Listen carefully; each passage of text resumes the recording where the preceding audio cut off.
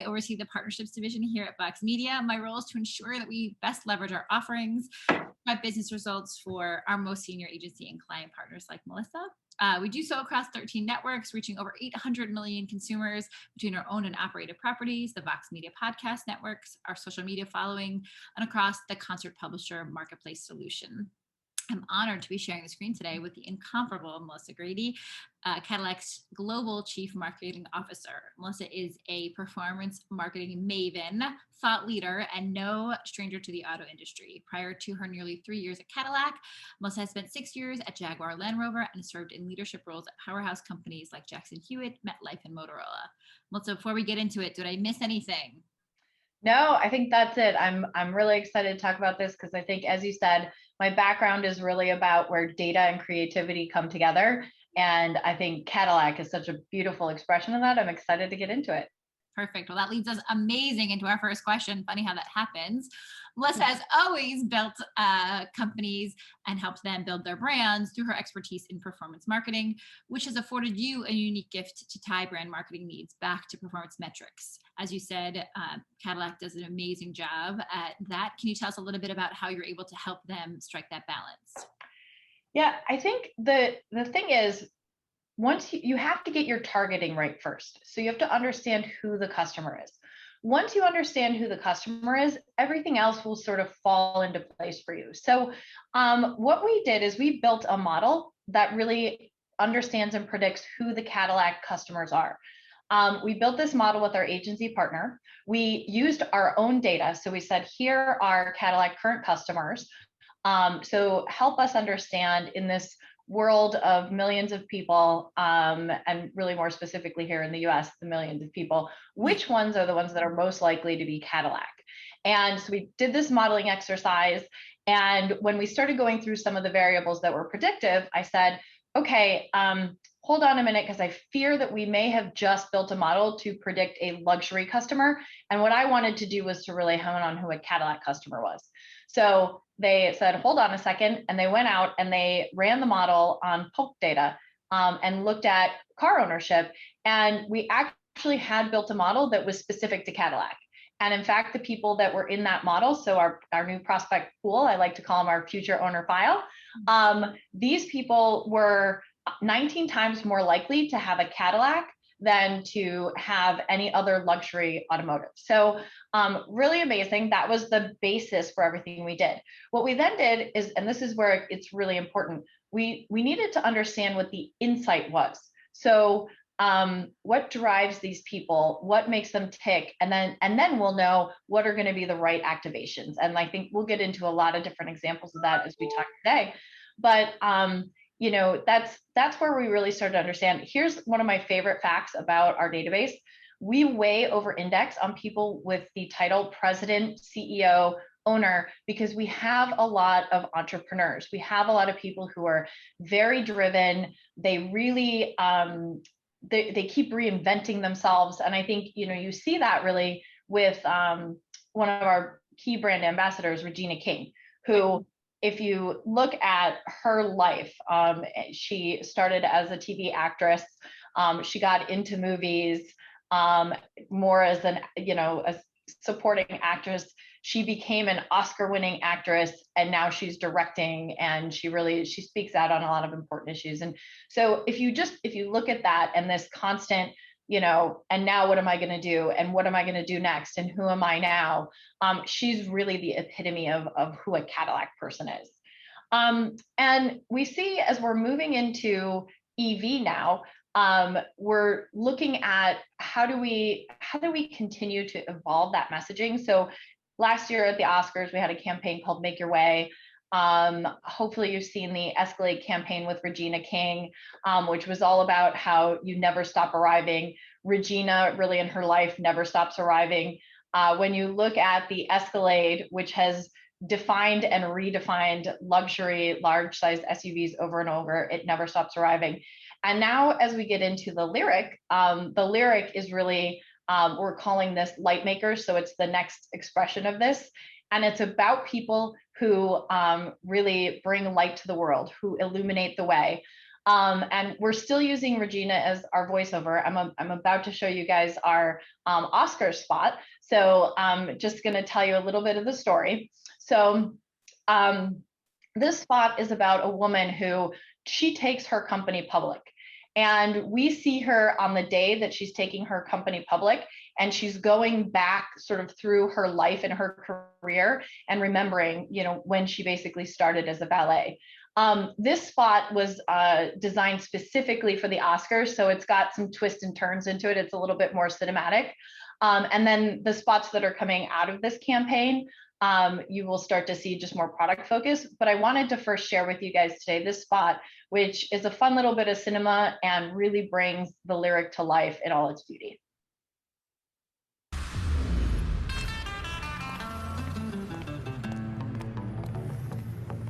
The light. It comes from within,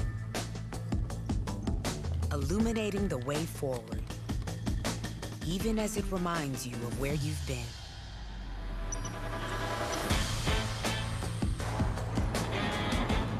It's always there, growing brighter, a symbol of how far you've come. It's a reflection of what's possible. It drives you, and it guides you to become a shining example, a light maker, charging ahead, recognizing that the impact we make comes from the energy we create. Introducing the all-electric Lyric, the Cadillac of EVs, lighting the way. So I think that's it's such a great, you can kind of see the whole process. How do we start at data? How do we turn data into meaning? And then have creative that will speak to the people who really who are the people who embody what we at Cadillac are. So there's a long-winded way to get around to how do data and creativity come together for me. That's awesome. And I think that's what makes you one of sort of the more unique and truly special marketers, and the journey that you've been on with Cadillac is so exciting to be a part of.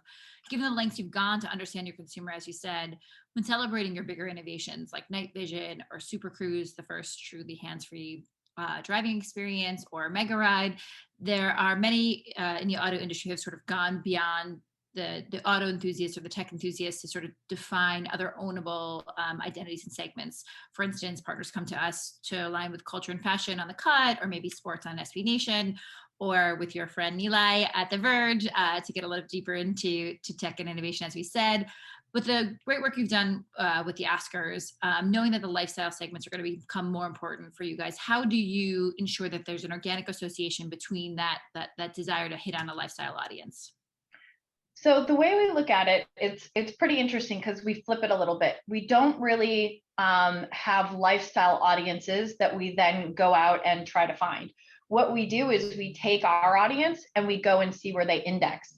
So if that happens to be on The Verge, then what we would want to do is to have content that makes sense on The Verge. So you don't want to I always say, you don't ever want to slap a logo on something. You don't want to be running a spot. I have to give a lot of credit to Pinterest because this is very important to me. And one time they came back and were doing a campaign evaluation, and they showed us what we did wrong, which is not always what a partner will do. But they actually came back and said, you're running this car ad in the middle, to your point, in the middle of this fashion. It was an Oscar thing, and here's a car that is not, it wasn't Regina in front of the car, it was just car, and it looked out of place. And it's a good lesson, I think, to see, because we really work towards this. But what's really important is about integrating the content with the context. So when you're on something that is more tech oriented, making sure that you have a technology message, which we have a ton of. So if we're looking at Super Cruise or even 300 miles of range, or things that will really resonate there. If you're somewhere where it's something more lifestyle oriented, then having something fun there. I think another good example, we have some really fun ones. So Super Cruise, you can go tech heavy if you're somewhere more like The Verge, or we had a campaign that was very fun. Super Cruise is our hands-free driving. It is absolutely amazing. It's on the Escalade right now. It's coming out on our sedans this year, and it will be on the Lyric. I encourage everyone to try it. We had a campaign called Time to Let Go. And Time to Let Go is about the moment when you take your hands off the wheel. And I have to tell you, it's a funny thing. I remember very well the first time that I drove Super Cruise. I was on the highway. I was driving, I think the speed limit was 70. I was in Michigan. So I'm driving 70 miles per hour. I push the button and I take my hands off the wheel, and suddenly the car is driving the lanes with all these cars around you going 70 miles per hour. And you have this moment of like, it's like giddy joy with a little bit of fear. It's almost like being on a roller coaster for a moment. And what's more amazing is not that feeling, but it's that within just seconds, really, you're very comfortable and very relaxed. So we have this campaign called Time to Let Go. It's a really fun campaign. If you haven't seen it, go on YouTube and watch. We have, as you can see here, the Jonas Brothers, Tiffany Haddish, Sofia Vergara and her husband.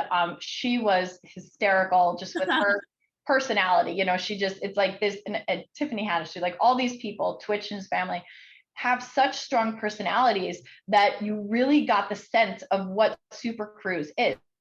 So instead of just talking about the best hands-free driving that's available, we really wanted to bring that to life. And so this campaign was really a way of like, again, understanding what do people feel when they're driving Super Cruise, and how do we recreate that delight and share it with people. So this was a really fun example. We had some other ones where we're really trying to be contextually relevant. We have something called Cadillac Live, and Cadillac Live is, it's really amazing. And this one's actually James Blake, and I'll talk about this one for a second too. First, Cadillac Live is where it's basically like this, except the presenter can't see you. So you can be sitting home at your pajamas, and you do basically a one-way Zoom call in, and you have a product specialist. It's almost like your own personal auto show, and they walk you around the vehicle. So we did some fun things with Cadillac Live. I'll come back to that in a minute.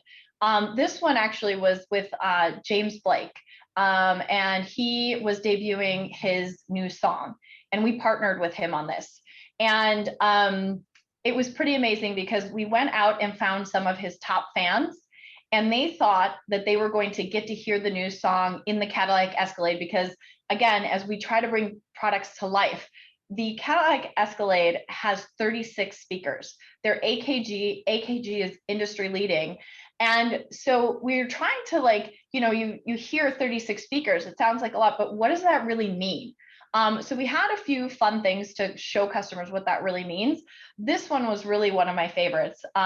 So we had these people in the Cadillac, they played around with the sound system, so the product really came through. But then we surprised them. So this was last September. And so we were still very much in quarantine. This was in LA. We took them to a socially distanced concert where they got to hear him play the song for the first time. And there was so much joy and elation. It was really fun, especially in the middle of like no live music, whatever. It just really kind of was a joyful way to show the speakers. So there's a lot of other things that we've done. We did something with Fred Armisen from Saturday Night Live, and he pretended to be a Cadillac Live agent in training. So that was a fun way to let people know what Cadillac Live was. And we've done things with 60-second documentaries. It's just, I think it's exactly what you were saying. How do you make sure that when you have something that is, and it's a person isn't necessarily a lifestyle, right? It's just like at this moment, they're thinking about music, they're thinking about technology, whatever. How do we bring it to life in a way that's going to mean something and not just slap a logo, slap a banner ad like that? So I think that's where we find some of the most meaningful executions we have. Yeah, I think it's amazing to hear what you're saying about sort of capitalizing on the moments and being in the right contextual environment so that when the audience is in the mindset, it's such a natural way for them to experience the same joy that you are creating for the folks who are driving the car for the first time or listening to the music in such an innovative way. So Let's tap into a little bit more about how you get down to the right user, though. The industry continues to phase out third-party cookies in light of Google's recent announcement. Can you tell us a little bit more about how you're leveraging Cadillac's first-party data in 2021 and beyond? Yeah, this is the answer honestly is I don't know. And I think like a lot of us are working through this together. I think joking aside, I think we're like there's a lot of thought leaders right now who are really working on this.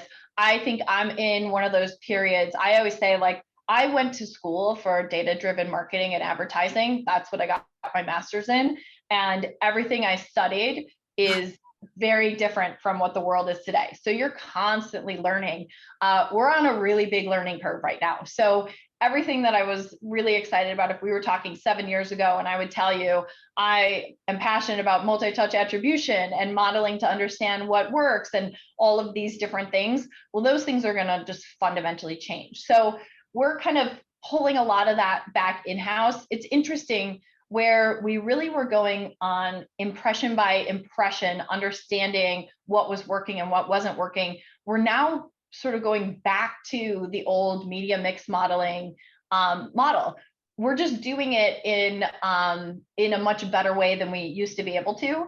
But by using these like little aggregate data clusters, and again, we have this one audience. So because I have that audience, I'm looking at here they were on The Verge, here they were at James Blake, and I can start to say, well, probably they saw these things and this is what happened and this was the net effect.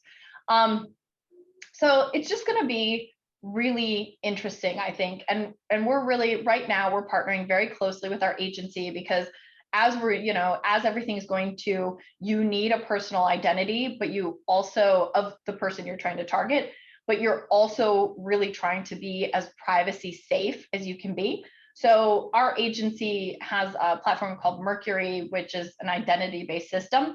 And that's what we're leveraging right now as we move through this, because they do have identities and they have a lot of direct connections with publishers. So that's sort of the first phase as we go through this. And then I think we'll start to understand moving forward what is working, what's not, and what is that going to look like.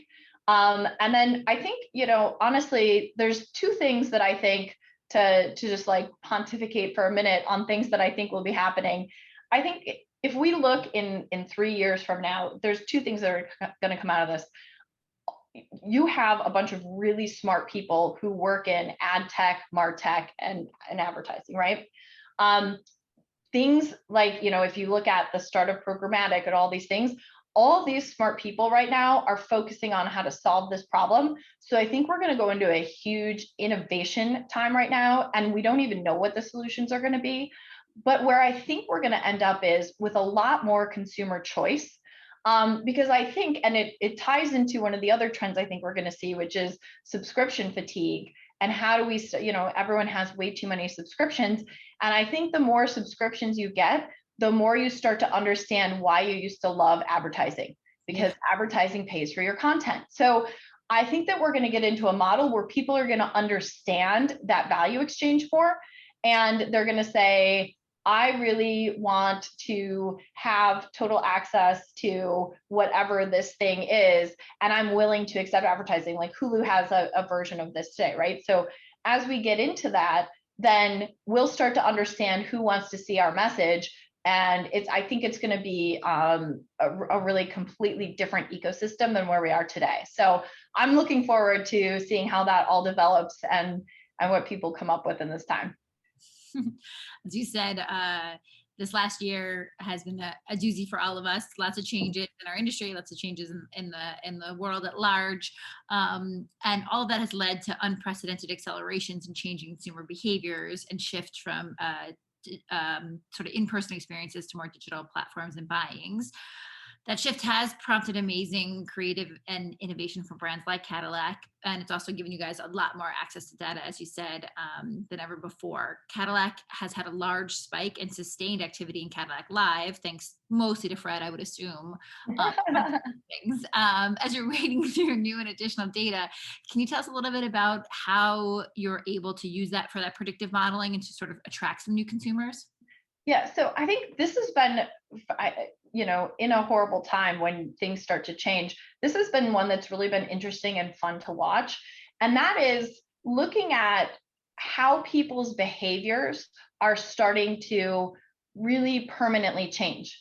At the beginning of the pandemic, I was doing a lot of research on how long does it take to form a habit.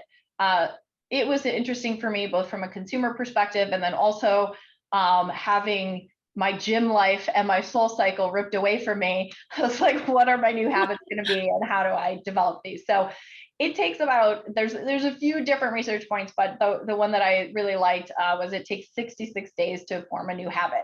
So if you think about how many 66 days we've had since last March, it's a lot. And so we're seeing a lot of fundamental shifts in behavior.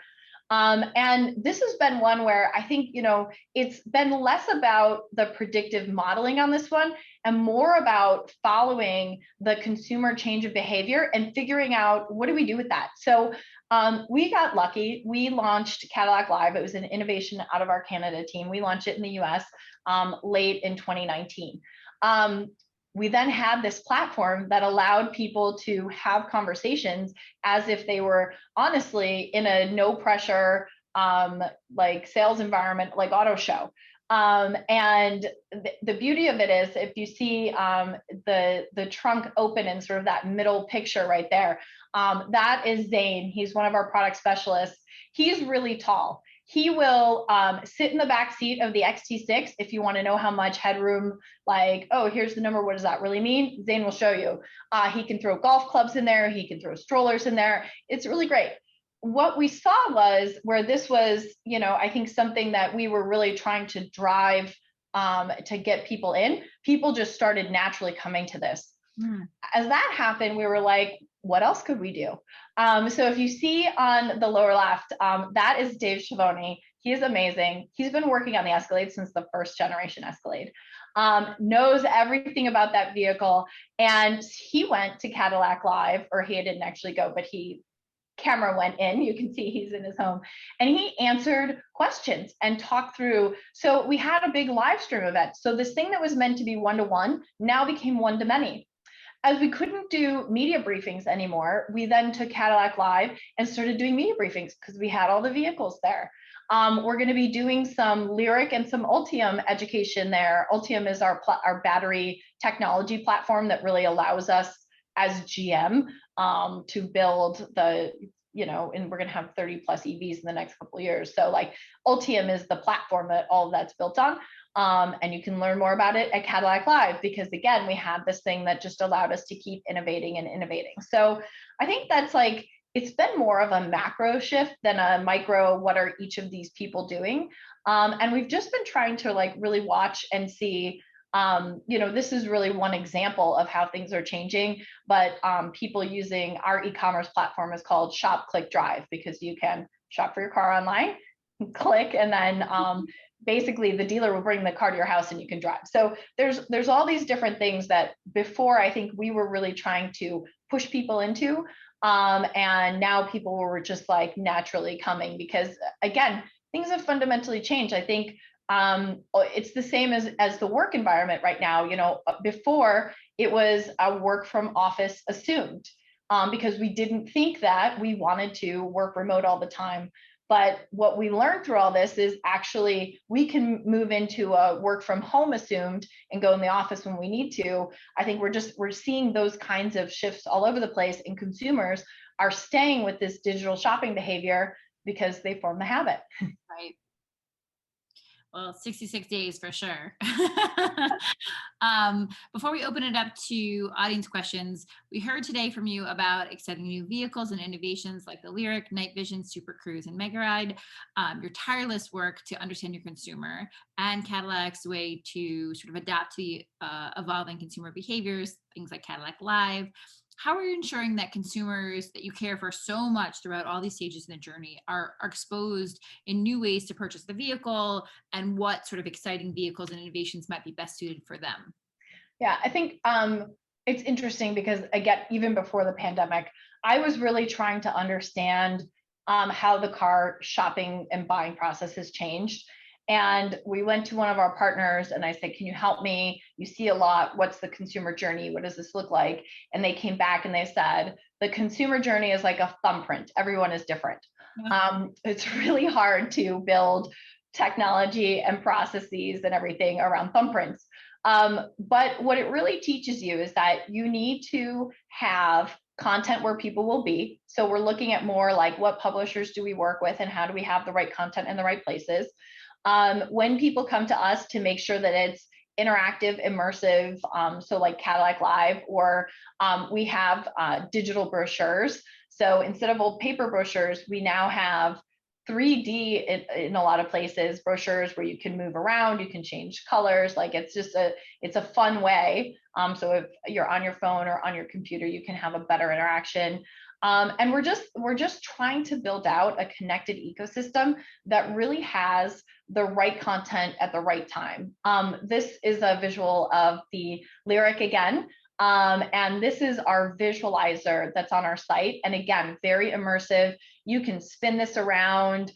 It's using a gaming engine underneath. So it's really high definition. It looks great. You can go into the vehicle and see the different features and kind of play with them. So it's just really about trying to, and this is something that we're looking at, how do we bring this in other places, so that if you don't want to go to Cadillac.com, where else can you play with the visualizer? It's just the same, I think, theme of how do we make sure that people can learn where they want to learn in the context that they want to learn and have fun. Because we talk about people almost like we're talking at them, but we're all human beings and we all like to have fun and we all want to learn in fun ways. So we're just really trying to bring that to life the best way we can. That's awesome. I think we have a couple questions in the chat. I'm going to head over to the chat unless our moderator has different intentions for us, but we've got about 10 minutes left together. So I'm going to pick one or two chat questions, and then we'll see if anyone comes in and stops us. One of the questions in the chat was, what are some of the unique ways that Cadillac prospects versus other luxury brands? I think you touched a little bit about this, but like differentiation between Cadillac and other luxury brands. Talk to us a little bit about that. So I think the biggest differentiation that we see, and there's a lot of different things, and I think this is an example I've been using for over 20 years, ever since I got into data and modeling. There's always weird variables that become predictive, and you don't ever really know why. So like, that's why you always have to let the data speak to you. And I'll get back to the question, but like in general, like if you go in and look for something, you'll probably find it. But if you just let the data and you go through the process and let the data speak to you, you'll learn things. And like the example I always say is like, you don't know, like blue houses might be really predictive. And you're never going to guess that blue houses are predictive. So like, you've got to just like go through the process and understand. So I'll go at the overall, what we know about Cadillac prospects is they tend to really be like a Cadillac. So a lot of this like driven, keep reinventing yourself type thing. Cadillac has been around for almost 120 years now, and has just been built on innovation. We have a lot of cool things, like we had the first electric starter. You talked about magnetic ride control. We're the first car with in-car telematics, first car with hands-free driving, like all these things. That tends to be the same thing. Getting down to some variables that are funny, like one of the things that popped, so aside from the president CEO thing, one of the things that popped as being unique was owning a pool. That was one that kind of made me laugh. So I think, there's a lot of things. All in all, what we really look at is different indices. So how does college football index? How does golf index? How does technology index? Like those, and then that helps us to understand where to go. Okay, great. We've got another one. They're flying in now. Can you speak to what you're seeing around modeled scoring? Yeah, so I think, there's a few different things. When we look at the biggest model that I really look at the scores of is what is your Cadillac propensity?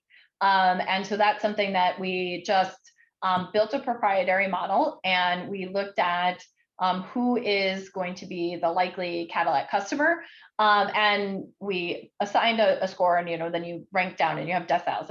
I'm assuming that this question comes from a point of more statistics, so I'm getting really statistical in my answer. So we ranked everyone by deciles and said, okay, here's who we're looking at.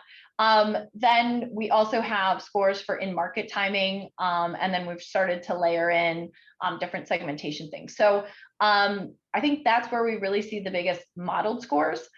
We do a lot of analysis. We do a lot of test and control. So we understand what kind of lift we're getting out of different specific programs. And then we also, like I said, we're looking at rebuilding our media mix model and pulling in all that digital data to try to make a more comprehensive, cohesive model. So there's a few different ways. That's fair. One of the things that's come up for me in other sessions, and also is in the chat here, is the idea that last year some brands had to cut media spend. Some brands, went a little bit deeper into media spend, depending on where they were and the effects of COVID and other sort of social justice issues that we were all sort of facing together. Can you tell us a little bit about if your media spend decreased, increased, if you're where you are in your consideration for going forward, and if there's ways that you created ideas around efficiencies or sort of getting more out of media going forward? Yeah, I don't mean to sort of laugh at that one, but to pick a month. So I think it was such an interesting year. So the first thing was more important than what the spend was the messaging. And I think we all remember, I will say that Cadillac and GM really were one of the first brands to pull everything off the air. Like March 13th was the day. And I feel like probably everyone remembers where they were March 15th, because that's when things really started coming down of stay-at-home orders and, you have 2 days and these types of things. So we had just launched our beautiful new Make Your Way Oscars campaign. It had been on the air for maybe 2 or 3 weeks, launching our sedans. And we were like, that is absolutely, nobody wants to hear that right now. I mean, honestly, if you just it's like sort of old news now, but if you really remember that first week felt like a year, and it was terrifying. We all were like, are our friends and family going to be okay? What does this mean? And so you couldn't just be out with fun music and whatever. So, we went into the pandemic advertising, which we were part of the YouTube. I was very proud, honestly, of the YouTube that had every ad sounds the same with the somber music and here's what we'll do. But for the first couple weeks, that's all anybody could hear. Oh my God, I'm a healthcare worker. I need to get to work. My car just broke down. What does that mean? Don't worry, the dealership can come to you, and we have all these sanitary things. Yeah. I need a new car. We had a lot around healthcare workers, honestly. So we had first responder and healthcare worker discounts if you need a car, because suddenly you couldn't just be on public transportation. So that was the first shift that we made. Then we just pulled way back on advertising, because again, none of us knew what the pandemic was going to mean or what was going to happen, how long is this going to go on. So we pulled way back on our advertising. Tying into the first presentation, that's when we actually started to lean a lot on addressable, because the other thing that was really interesting, and in hindsight, we really see it, is that this was aside from that first, what is this going to mean? It was very regionally moving around. So whereas New York was hit really hard, but other parts of the country, people in Texas are still, it's not there. It's more spread out. They're still going to work. They still need trucks. They need that. So we had these indices. So again, how do we use data? We looked at regionally, where do we have inventory? Because for a while we stopped making cars and we started making ventilators and masks. Yeah. And so where did we have inventory and what was the sentiment? And so we'd use addressable and had a way pulled back media spend, and we were using addressable where it was relevant. As you get back into the end of the year, there was things were, first of all, there was a lot of people who really wanted cars because it's your own personal space. And so that was something that we saw on, spending really went way back up. And so I know I've given a very long-winded answer, but it was a very interesting year, honestly, going through it. And so at the end of the year, we were back at our normal budget levels and launching the Escalade. So that's awesome. And what a wild ride car, pun intended, to sort of be with your consumers through this journey, support them where you need to, but then also support your business where it makes the most sense, because at the end of the day, the consumer and the business are probably the two most important things to any marketer's job. So it sounds like you guys have done a really excellent job of caring for both. Before we wrap, I'm going to give everyone else a few minutes to ask any other questions, but is there anything else that you'd want to sort of share with this group or celebrate, or anything that you're looking forward to outside of Lyric and some of the innovations you shared already? I mean, I think when I look forward, there's a few things I think, and there are important issues right now globally, but GM has really put a stake in the ground for sustainability and electric vehicles, and beyond electric vehicles, using renewable energy, using sustainable goods. And, I think that's something that to me is just really exciting to be working on. How do we transform our products? How do we transform the way we do things to make the world a better place? And I think on that same note, something that's been really, I think, beautiful to me is coming out of last year, and when we look at George Floyd, and when we look at really equity and justice for all, and some of the imbalances, again, Mary Barra came out and made a very strong statement and said GM's going to be the most inclusive company in the world. And I think when she said that, I was like, well, I can obviously get behind that, but what does that mean? Yeah. And the learning process that we've all been on, and I think what's really beautiful, and this was in the intro video that they showed, but something that we talk a lot about at GM is what inclusivity really means. And it's about being included, and the people who are in the middle need to be the ones who are including. I thought the intro video had such a beautiful way of laying it out. It's really how we talk about it. And Mary talks about, there's equity and there's inclusion. And so it's like, if you think about a dance, and if everyone's invited to the dance, that's not inclusion. It's about being asked to dance, and about that human moment of when everyone feels included. And so, like, as we in society, and as GM really tries to lead that, I think that's something that I'm very proud of, and that is so beautiful. And I think, these are things that when you think about what you do every day, it's really easy to get excited about trying to save the planet and save human beings. So I'm really excited about those two things. That's awesome.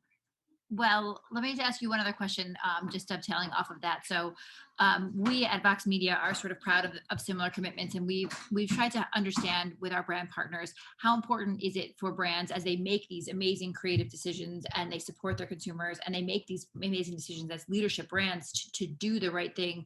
When you're picking publisher environments, there's a lot to consider, right? The right context, are your consumers there from a first party perspective? How much, if at all, does it factor in sort of having an ethical alignment to the publishing place in which your ads are showing up?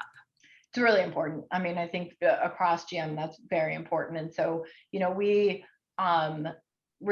have very specific like inclusion and exclusion lists, and we really like to make sure that we are in brand safe environments. So I think it's just something that, especially moving forward, as you start to, and I think it's talk about this sometimes, it's a fun time to be leading a brand, because brands are like human beings. And the past year has made us all really take a step back in our own lives and say, who am I? What's important to me? How do I protect what's important to me? I think, for myself, I was traveling a lot. I was like just kind of running and not as much in control. And I think I took this moment and said, here's what I want to be moving forward. I think brands are also really taking this moment between the pandemic and the choices we had to make, and like really having DEI initiatives really come to the forefront.